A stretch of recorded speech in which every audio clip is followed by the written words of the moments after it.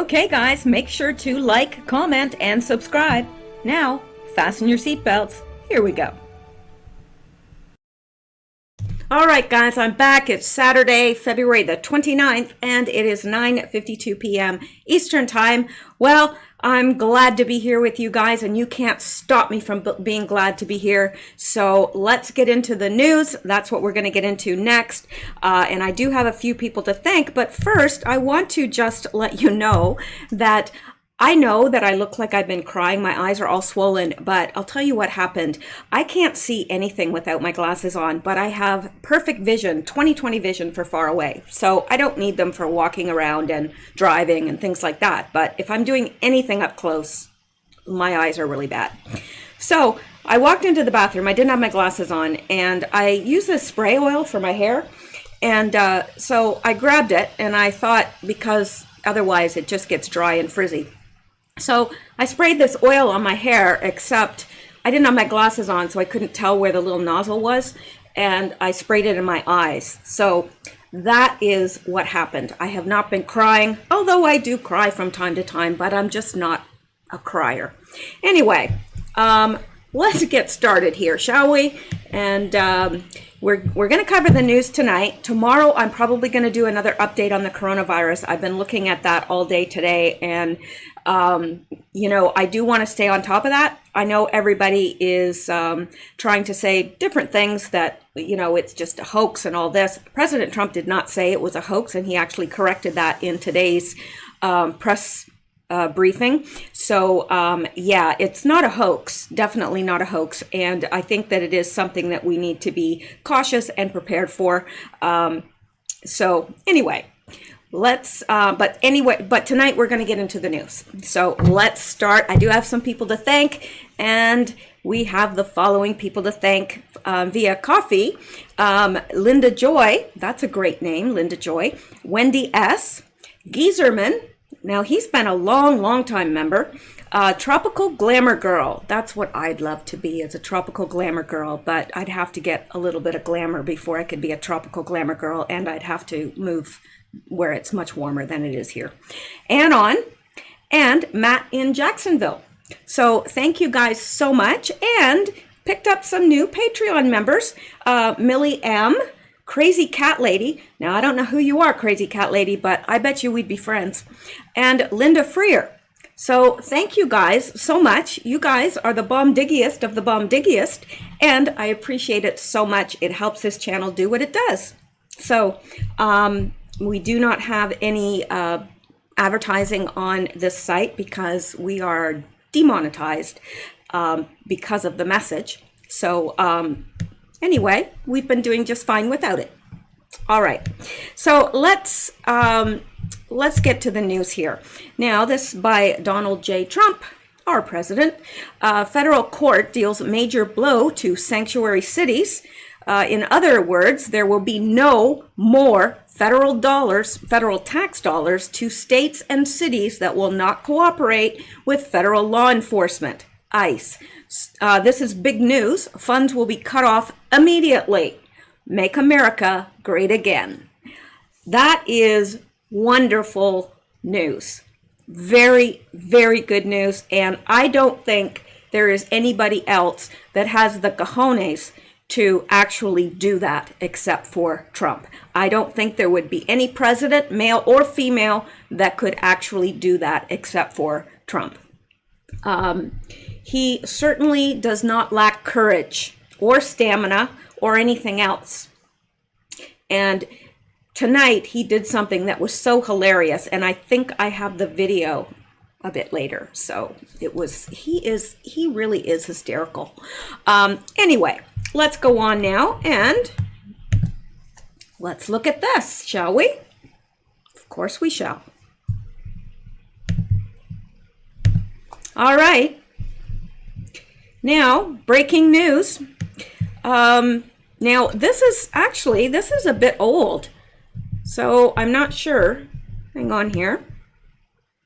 It says, today we present you this exclusive document, the complaint of former Ukrainian prosecutor Viktor Shokin against Joe Biden for interference in the legal proceedings of Ukraine, which incidentally cites our our Ukraine Gate investigation.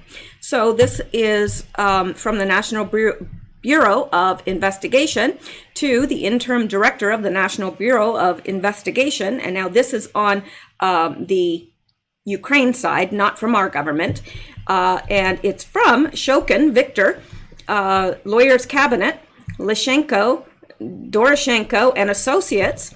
And this is the complaint. It's against Joe Biden on the commission of a criminal offense under Article 214 of the Criminal Procedure Code of Ukraine to the interim director of the National Bureau of Investigation. Now, under Article 214 of the Criminal Procedure Code of Ukraine, I have read and understood Article 63 of the Constitution of Ukraine and the liability provided for in Article 383 of the Criminal Code of Ukraine, slanderous denunciation of an offense, Victor V.M. signature.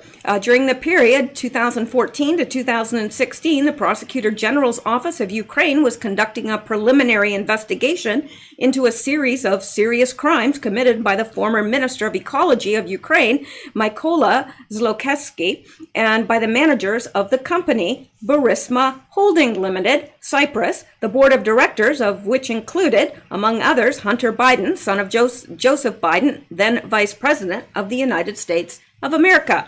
The investigation into the above-named crimes was carried out in strict accordance with criminal law and was under my personal control as the Prosecutor General of Ukraine.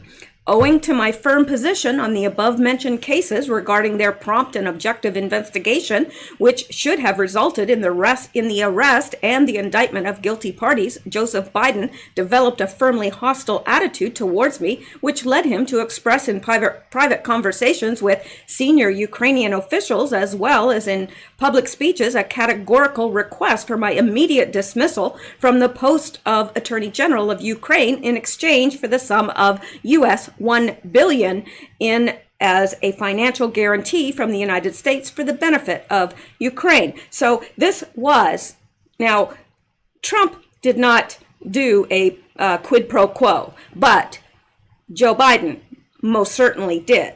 Now, he can deny that and say, oh, it's all been found out to be hoax. Oh, it's been investigated and there's nothing to it. Oh, it's just the Republicans trying to smear me. No, it is a fact, a verifiable fact. Not to mention the fact that he bragged about it. Yeah, and he's on tape bragging about it. We've seen those. We've seen those videos. He's bragging about it. Anyway, the investigation into the above-mentioned crimes was carried out in strict accordance with criminal law and was under my personal control as the Prosecutor General of Ukraine. Okay, I think I just read that. Yes. Okay, sorry. The facts I have described above are confirmed, among other things, by the official interview of Joseph Biden published in the media, where he declares that Ukraine will not receive money if I remain in my post as Attorney General. And that is most certainly what he said. Throughout the last months of 2015 and the first months of 2016, Joseph Biden, taking advantage of his position, came several times on official visits to Ukraine in order to negotiate with the leaders of the country my eviction and consequently the closing of the objective investigation into the offenses committed by persons associated with the company Burisma Holding Limited, Cyprus, including the son of the aforementioned U.S. official. Yeah, and we know, of course, that's why Biden wanted it shut down, because it would benefit his son. After my resignation caused by illegal pressure, no active investigation into the offenses concerning the company Burisma Holding Limited, Cyprus, was carried out, and therefore the persons implicated in these offenses were not identified, nor arrested or charged. According to the conclusion of the International Law Association of 1804-2017, made by the Doctor of Law, Professor O. Merzoko, at the time Vice President of the Parliamentary Assembly of the Council of Europe, the request of the Vice President of the United States, Joseph Biden, concerning my ousting from the post of the Attorney General of Ukraine as a condition for the granting of financial economic assistance is qualified as pressure, which represents interference in the internal affairs of Ukraine on the part of a foreign power in violation of one of the principles of international law. Moreover, the facts of pressure on me as Prosecutor General of Ukraine from Joseph Biden in the circumstances described above are confirmed by an independent journalistic investigation under the name Ukrainegate, conducted and published by the French online media Les Crises .fr, and available at this link. Thus, the unlawful influence exerted on me as the head of a judicial structure in the county by Joseph Biden, who abused his power as the Vice President of the United States in order to prevent me from carrying out my duties as the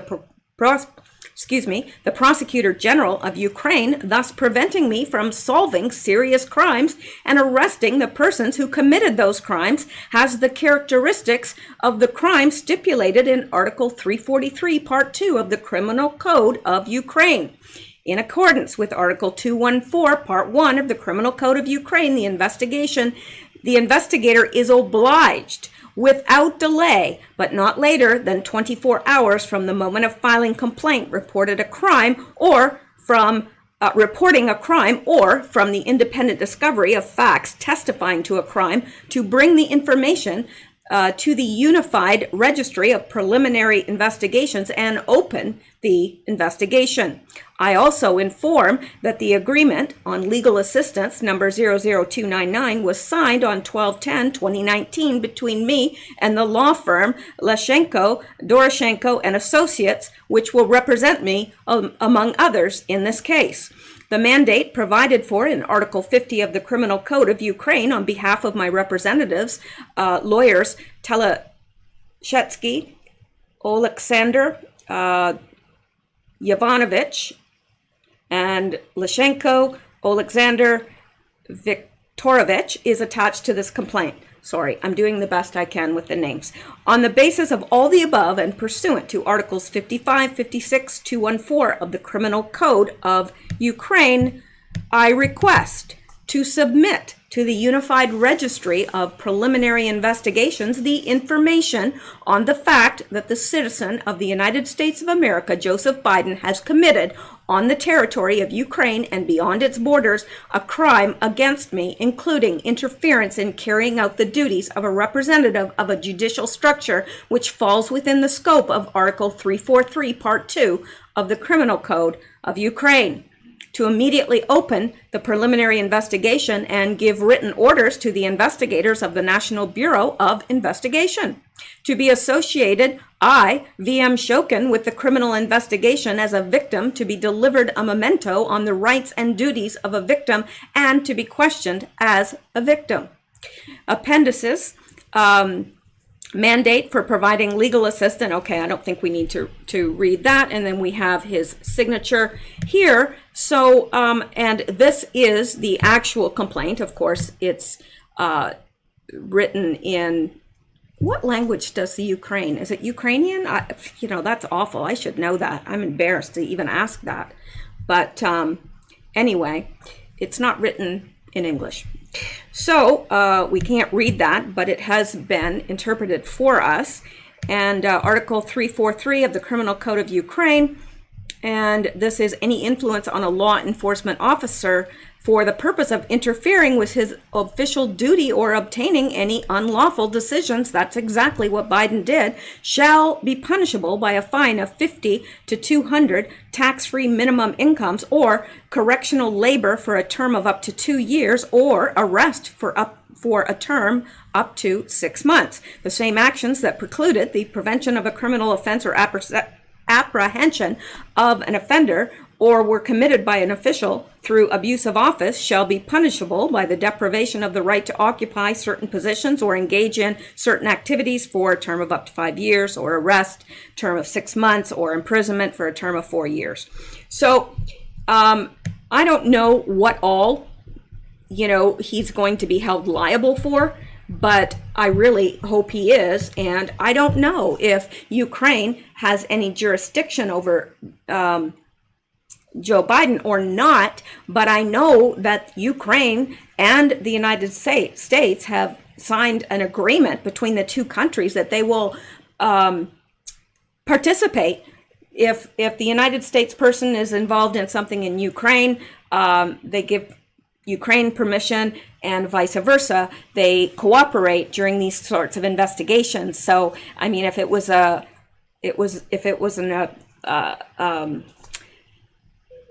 case where they needed to, you know, what do they call that? Extradite Biden to the Ukraine, then I'm sure the U.S. would agree. I'm pretty sure. I mean, we don't want him, really.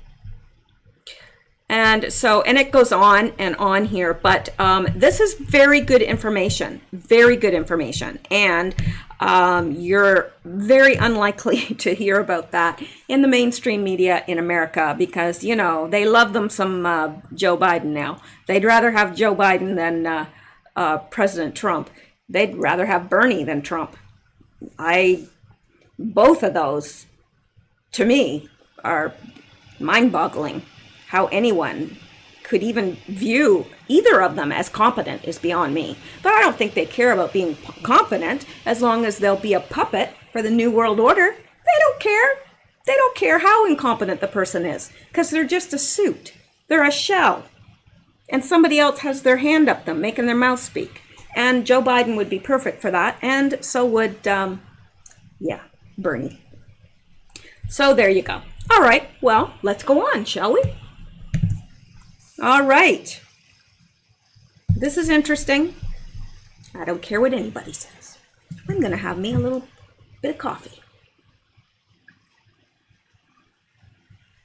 And then I'll be complaining at 2 o'clock in the morning because I'll be up and wide awake, and I'll think, why can't I sleep? All right. Report. Police say Obama whistleblower suicide ruling was misinformation. No, really? Oh, I thought the guy committed suicide. Really? I was convinced. Yeah. After suspicious laptop and docs found at scene. Oh, they didn't know about that suspicious laptop and documents before they ruled his death as a suicide? They didn't know about that? They didn't see them there? What, did they finally just pop out somewhere and like scare them? Well, I don't know. I mean, if you walk in or you're coming upon a crime scene, which it clearly was, you know, how is the laptop and the docs hiding? How are they hiding? Like, wouldn't they have seen them immediately? Wouldn't they have checked them immediately before ruling the death as suicide? I'm just asking. I mean, I would be looking at every single clue there was around and looking at it first before I went and said, oh yeah, the guy offed himself. That's very irresponsible. It's extremely irresponsible, and it's irresponsible to the family as well. A suspicious laptop and documents were found at the scene. Oh, really? They must have just been found. I don't know. Who commits suicide on the side of the road by shooting themselves in the chest? Not me. Nobody. So why on earth did police immediately label the death of Obama whistleblower Philip Haney a suicide? Well, we know. It's no mystery. I think we all know why, but the good news is this case has gotten so much publicity and so many eyes on it that the police are now backtracking on the initial absurd suicide claims. Well, good for them, but yeah, they're only doing that because the heat is on. In addition, we're now learning the FBI officials are investigating a suspicious laptop and documents that were found at the scene. So why didn't the police know that it was suspicious? Probably because it wasn't labeled suspicious laptop. Because if it had been, the police might have looked at that and went, there's a suspicious laptop. We should maybe look at that. They really, really, really think we are stupid. And I find it highly offensive. I don't know about you, but I get so offended reading the news because I think to myself, are you kidding me? You really want us to believe this? And many will. In addition, we're now, okay, so yeah, they're investigating a suspicious laptop and documents. Yeah, that's probably why the laptop and the documents weren't labeled, as suspicious. So it took the FBI. Yeah, let's go with that. All right. Well, since we're making up stuff, we can just go with whatever we want. Yeah. I think I'm gonna put that on my laptop. I think I'm gonna put suspicious laptop on my laptop so that if I'm ever found suicided, because it won't be by my own hand, then they'll know to look in the laptop. Anyway, so authorities have backtracked on initial reports that a Department of Homeland Security whistleblower committed suicide after his body was found with a gunshot wound by a California highway. Philip Haney, who spoke out against his own agency during the Obama administration, was found dead in Plymouth, about 40 miles east of Sacramento, last Friday. Yeah, people normally drive 40 miles out of town and then just say, this looks like a good place to pull over and shoot myself. All right. Yeah, here's good. Anyway, his body was found in a park in a ride area near Highway 16 and Highway 124. The Amador County's Sheriff's Office initially said the 66-year-old was found with what appeared to be a self-inflicted gunshot wound. Well, why would they say that? Did he have gunpowder on his hands? Which he would have if he'd shot himself. Oh, maybe they didn't check for that. They also said a firearm had been found next to Haney and his vehicle. Oh, well, they took the easy road out. Oh, there's a gun. There's a hole in his chest. He must have killed himself. Let's not check his hands. Let's not check for gun residue or anything like that. Yeah, he commits suicide. Okay, next. The Sheriff's Office has since described those initial reports as misinformation and said they have asked the FBI for assistance in investigating Haney's death. Unfortunately, there was misinformation immediately put out that we have determined Mr. Haney's death to be a suicide. This is not the case, the Sheriff's Office said this week. We are currently in the beginning phase of our investigation, and any final determination as to the cause and manner of Mr. Haney's death will be extremely premature and inappropriate. Okay. Yeah. Do we trust them?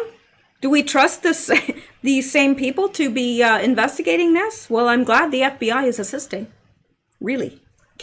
The FBI will keep them honest. Maybe.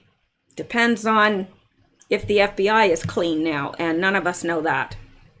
So, all right. Well, let's go on because there's more to get to. There's always more to get to. All right. And let's look at this.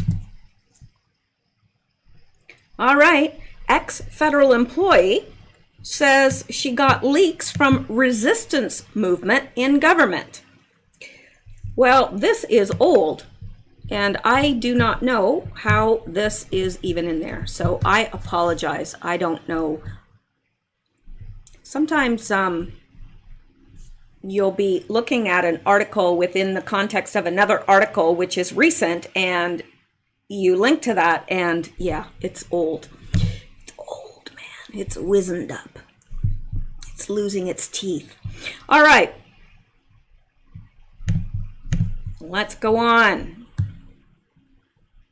Oh, yes, this is good. This is good right here. This one.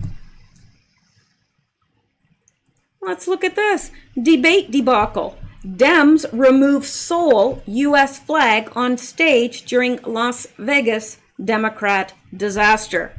Isn't everything that the Democrats do these days a disaster? I mean, I think that they would get further. I think if they just shut their mouths, they'd probably get more votes. Really, I think they'd get more votes by just saying nothing. Because every time they open their mouth, they're losing votes. Every time. And they don't even realize that. That's the strange thing. All right, so let's look at this. I think this shows it, or maybe not.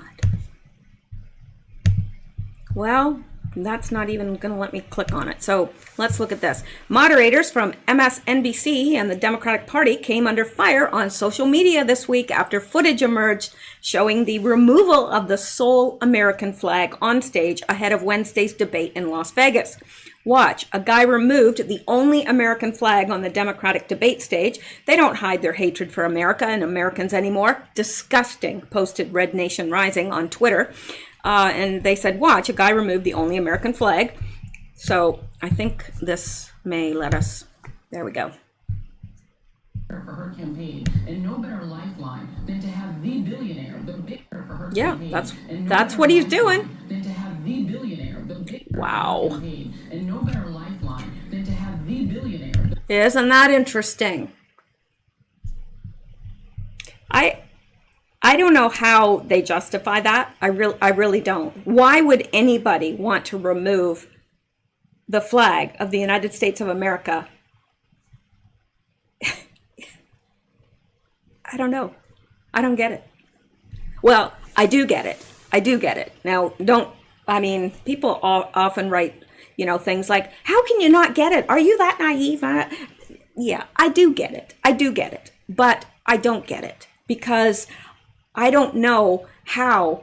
We've lived in a land of peace and plenty for a long time. And now we're leaning towards socialism? Really? That's how far we've come? That's how brainwashed this new generation is? I don't get that.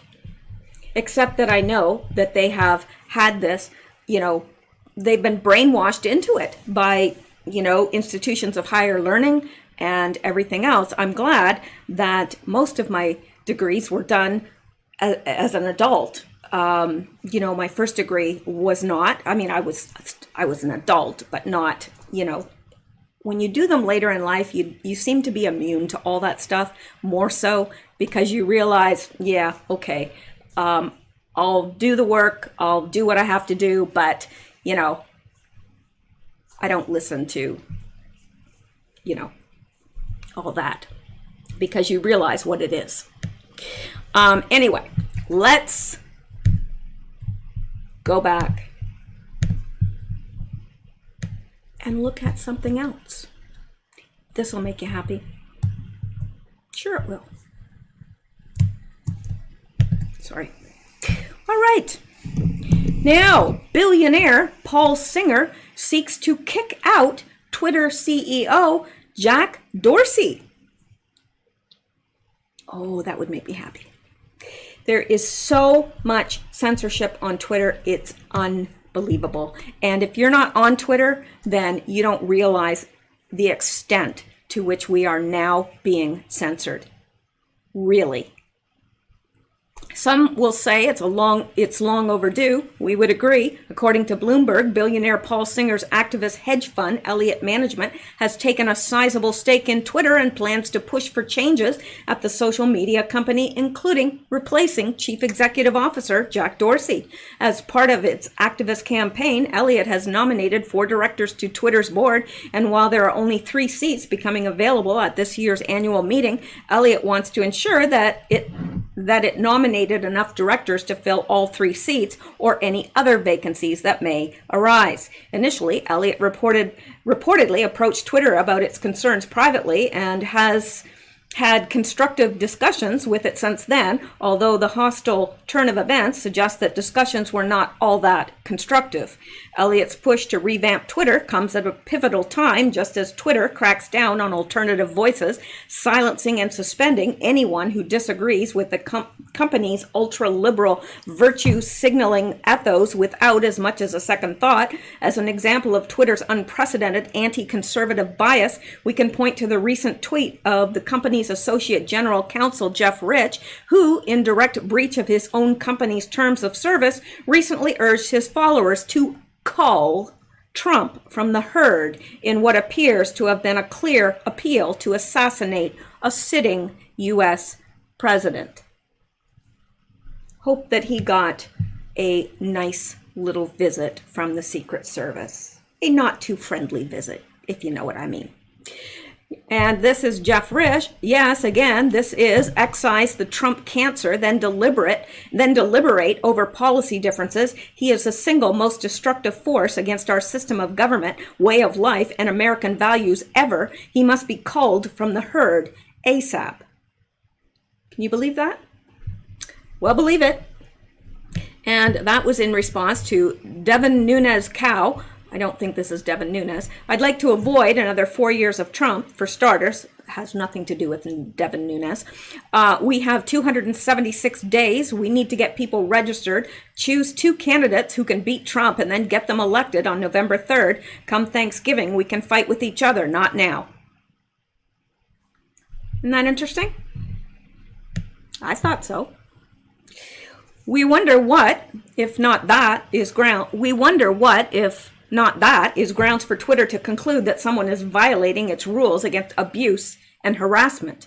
Now, if something like that was said against one of their icons, oh, you can believe it would not go over well.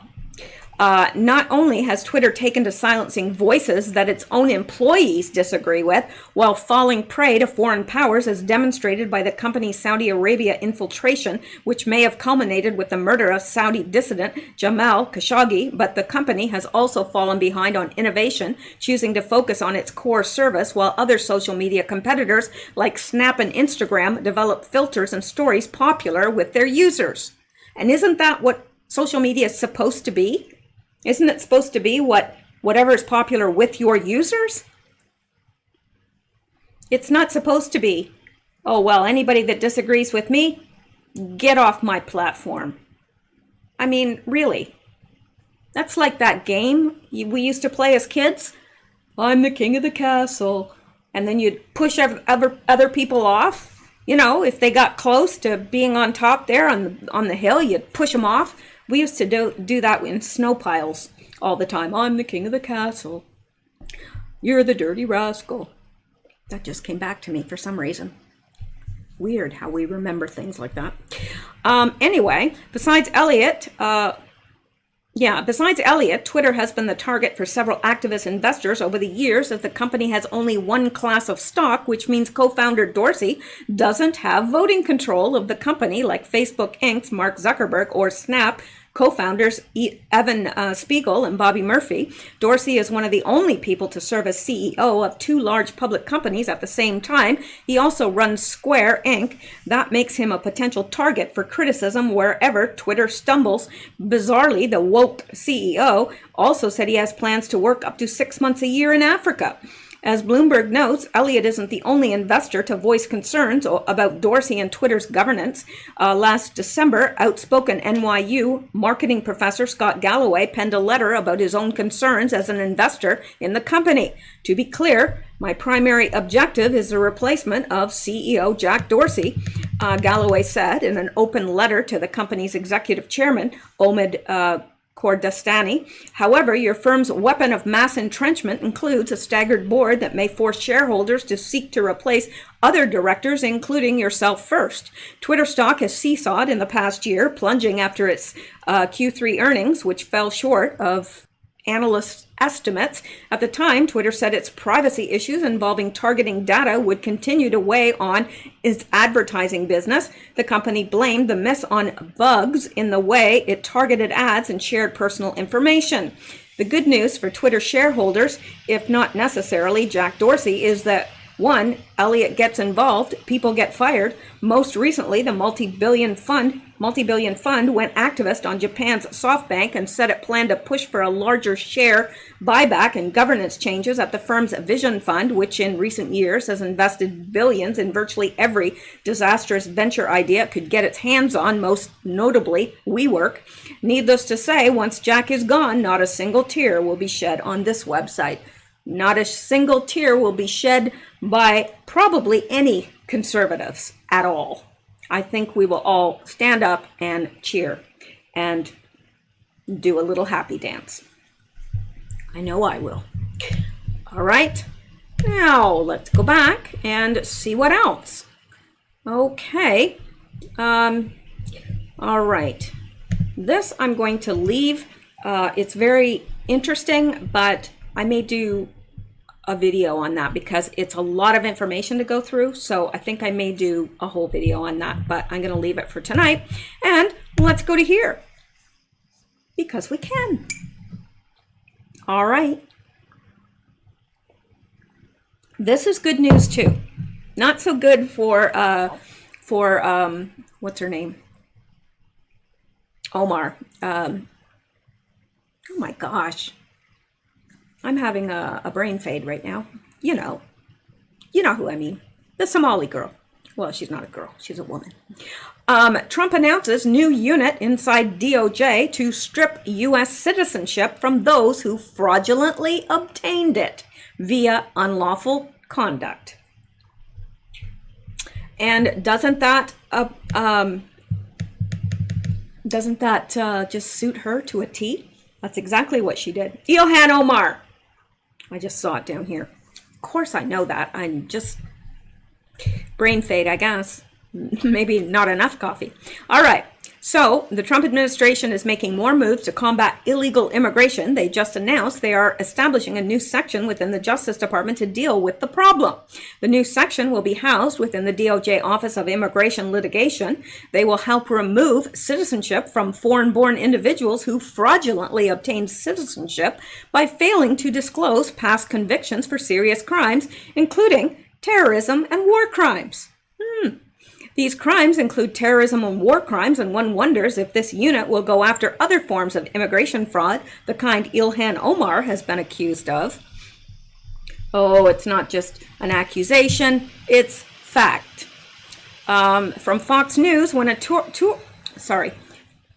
terrorist or sex offender becomes a U.S. citizen under false pretenses, it is an affront to our system, and it is especially offensive to those who fall victim to these criminals. Assistant Attorney General Jody Hunt said the new denaturalization section will further the department's efforts to pursue those who unlawfully obtained citizenship status and ensure that they are held accountable for their fraudulent conduct. The department has seen an increase in such cases, both because of an increased effort by the U.S. Citizenship and Immigration Services to root out fraud, as well as Operation Janus, an operation which began during the Obama administration and that identified hundreds of thousands of cases where paper fingerprint data was not entered into the centralized fingerprint database. Officials have pointed to recent cases whereby the DOJ has secured the denaturalization of terrorists, war criminals, and sex offenders.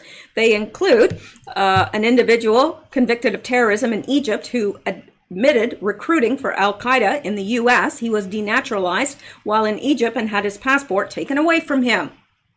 And well, he should. An individual who was convicted in Bosnia of executing 8 unarmed civilians and prisoners of war during the Balkans conflict. He was denaturalized while serving a sentence in Bosnia.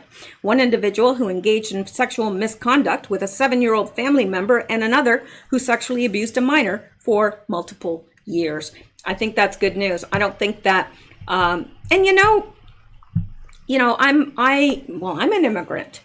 And so, I mean, I would expect that if I committed a crime, that I could be denaturalized and sent back to Canada. Well, I'm in Canada right now, but that's not my preference. I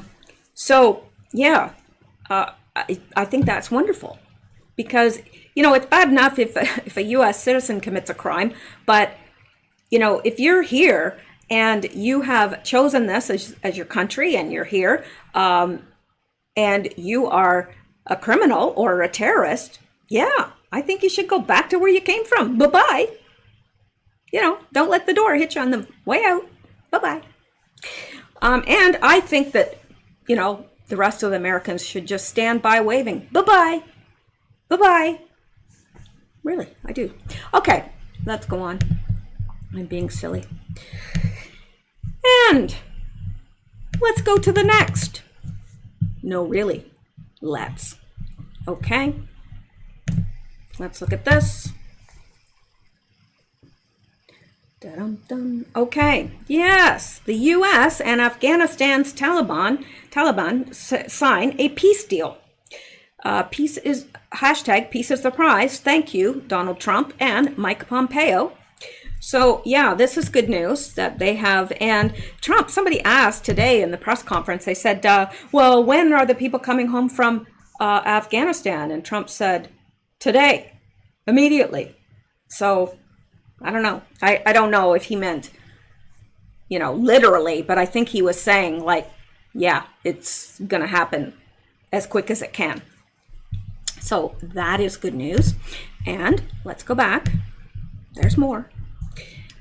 Now, I find this very, very fascinating. Now, those of you who are not believers will, probably not agree with what I'm going to say. And that's okay. We can agree to disagree. I can respect you as long as you can respect me. I know not everybody holds my beliefs, and that is, I can still respect those people, but I am going to say what I feel about this. It absolutely arrested me when I read this. It really did. And I just thought, wow. China orders pro-communist Bible revision, admits Bible is anti-communist.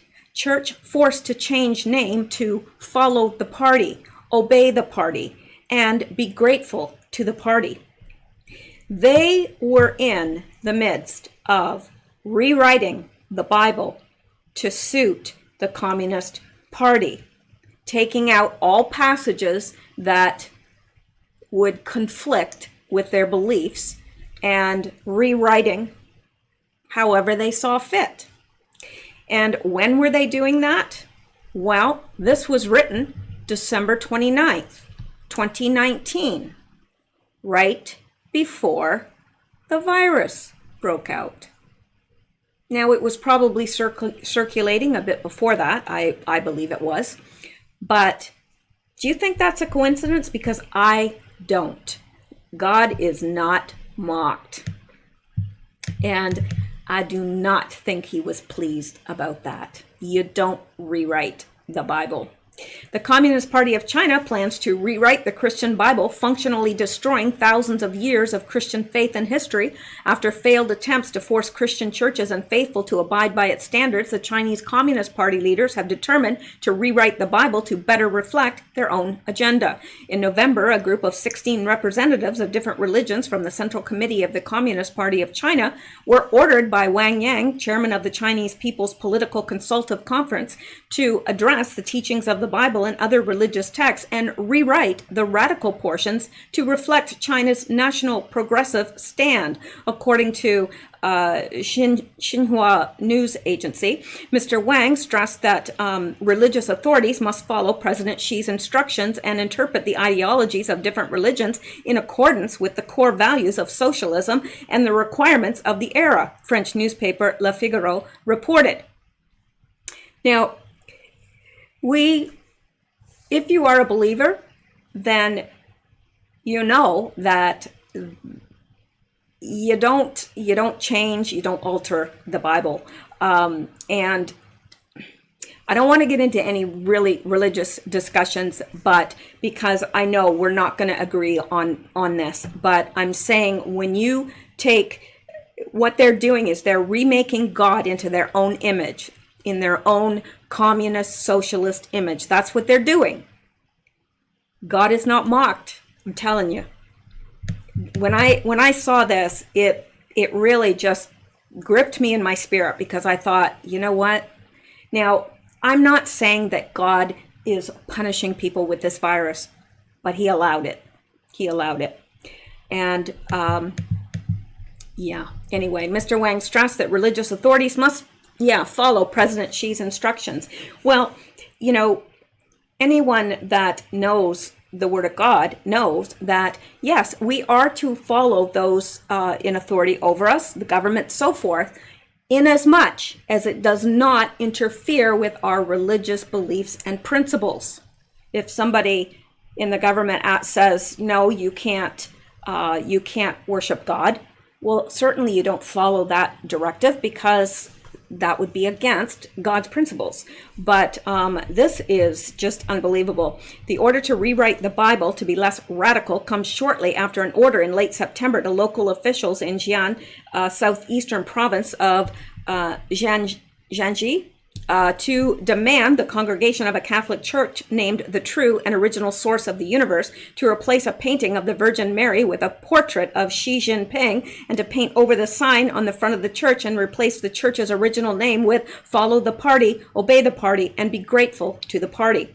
According to local reporters from bitterwinter.org, Tan Shi, who uses a pseudonym for security reasons, a Catholic church in Poyang County, was shut down on the grounds that any church refusing to join the Chinese Patriotic Catholic Association because they considered it or an evil cult. Local priests report to Tang Ji that the move to force Catholic churches into the Chinese Patriotic Catholic Association is disastrous. Falling under communist control is a calamity to the church. Joining the CPCA is equivalent to handing oneself to the devil, a retired priest from the northeastern province of Jilin remarked on the regime's pressure to make all Catholic churches join the CPCA. He added that he chose to retire because he does not want to undergo CCP's indoctrination and help it to indoctrinate believers, she reported. The members of the CPCA, charged with the task of rewriting the Word of God, agreed to the task and said that by reevaluating religious books, they would prevent extreme thoughts and heretical ideas. Media reports show the CPCA was making progress in shutting down other Catholic churches in many regions and bringing people under control. After review and discussion of losing their government subsidies by revoking retirement pensions, it was reported that new CPCA clergy proclaimed their support for the party leadership, love for the country and religion, pledging to contribute their share to realize China's dream, the great renewal of the nation. Well, they're going about it the wrong way. It'll never happen that way. It won't. And that is, to me, that's unbelievable. It's unbelievable. And you know what? The Bible has survived all of these centuries. And it will survive the Communist Party and socialism. Yes, it will. Because there are always people, they'll go underground. The Christians go underground in cases like that, and they're not fooled. So anyway, all right. Had to bring that to you guys. Some of you may get angry with me about it, but you know, I have to be true to what I believe. I'm not asking you to believe what I believe. But, you know, I'm giving my opinion because this is my channel. So you would expect to, I probably got so close to you there. You were like, whoa. Anyway, I think you would expect that you would hear my opinion from time to time. All right, let's look at this. Now, this is interesting as well from the press conference today. Now, this person says a POS reporter, which means a piece of crap. A reporter tried to have a gotcha moment by asking Donald Trump, "Why have you been muzzling Dr. Fauci?" I don't think she realized the doctor was right there. "I've never been muzzled, and I've been doing this since Reagan," Dr. Fauci responded. I'm not sure if that's how you pronounce his name, but let's look at this. Alrighty. I'm just going to ask you directly about this with regards to the flow of information. From the very beginning, you received a lot of criticism regarding that, in particular about Dr. Anthony Fauci. He is world-renowned in contagious diseases, and there were reports out there that he was being muzzled. Can you tell us that this widely respected expert, Dr. Fauci, will have every opportunity to tell us the truth? Yeah, that's a very dishonest question because he has had that ability to do virtually whatever he's wanted to do. In fact, he was never muzzled. Okay. I think I can speak. You can speak. Why don't you speak to that? Very dishonest question, but that's okay. Dishonest. I want to clarify, Mr. President. I want to clarify. So let me clarify it. I have never been muzzled ever, and I've been doing this since the administration of Ronald Reagan. I'm not being muzzled by this administration. What happened, which was misinterpreted, is that we were set up to go on some shows. And when the vice president took over, we said, let's regroup and figure out how we're going to be communicating. So I had to just stand down on a couple of shows and resubmit for clearance. And when I resubmitted for clearance, I got cleared. So I have not been muzzled at all. That was a real misrepresentation of what happened. Are you considering other? And I wanted to show that in case, you know, you guys didn't see the press conference or the press briefing or whatever, because it's important there, because there's a lot of people saying that that Trump is muzzling these doctors and wants to have control over everything they said or say. I don't believe that. I really don't. I don't think that that has been Trump's style up till now. So why would he change that? And the other thing that was addressed in this press briefing was the fact that he never said that the virus was a hoax. He's not saying that. He said what the Democrats are doing is just another continuation of Russia, and, you know, what was the other thing? And the Ukraine and all that. It was just another throwing this stuff at him, Trump, like Russian collusion and all that, that they're trying to, I guess, I don't know. He was saying that basically he was referring to the Democrats. So there you go. That at least was what he spoke. And I don't think he has any reason to lie. I really don't think he was calling it a hoax, because the United States would not be, if they thought it was a hoax, they wouldn't be taking any precautions whatsoever, would they? All right, now let's go back to this and let's look at this. All right, now this is gonna, you know, leave you.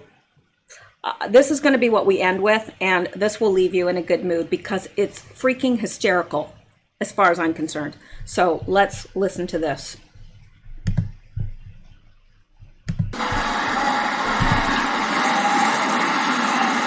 But she went out and she said, oh, this guy's killing me. Remember, she was dropping like a rock.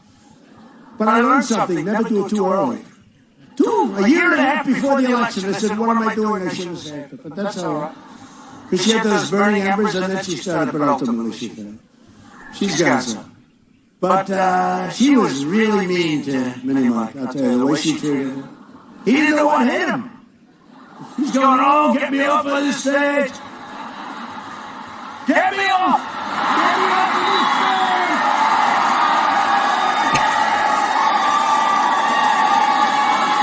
I love that man.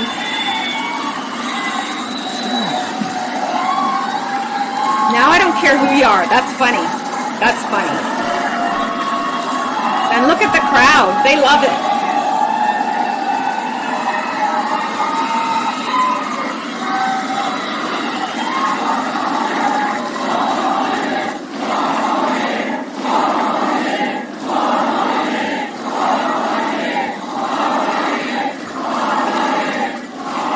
Well, thank you very much.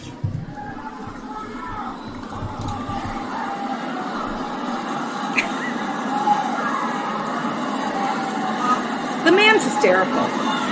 We hit a nerve there. I love that. I just love it. And I got such a kick out of that. I really did. He's very funny. And, you know, he seemed uptight during the press briefing. He really did. To me, he seemed morose, kind of, I don't know. It just, to me, he didn't seem himself. Now, there, when I see him, okay, that's him. That's him.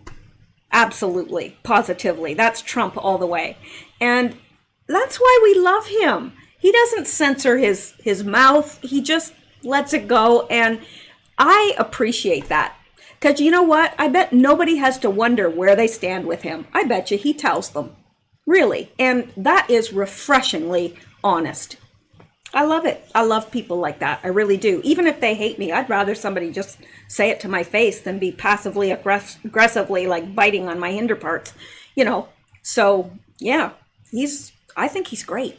So all right. Well, it's kind of been a little bit of a short night tonight, but that is it for tonight. I'll be back tomorrow, Lord willing, and the creek don't rise.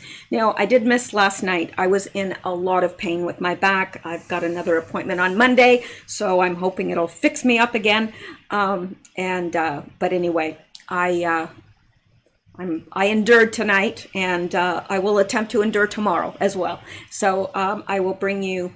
At least I'm planning on bringing you an update on the coronavirus again tomorrow, and probably any other news. There's no Q, so we are up to date with Q.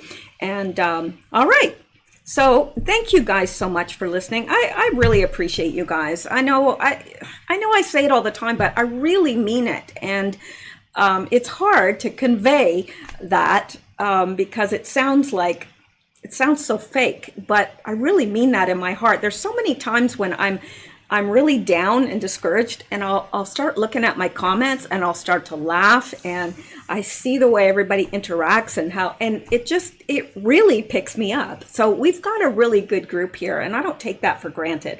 So thank you guys so much for listening, and I will see you in the next video. Yeah. All right. You guys have a wonderful night. Stay safe, stay well, stay blessed. Wash your hands. Whenever you're out in public, wash your hands. Seriously. It sounds such a small thing, but it really does help. And we need to be cautiously optimistic, but cautious. All right, guys. Good night.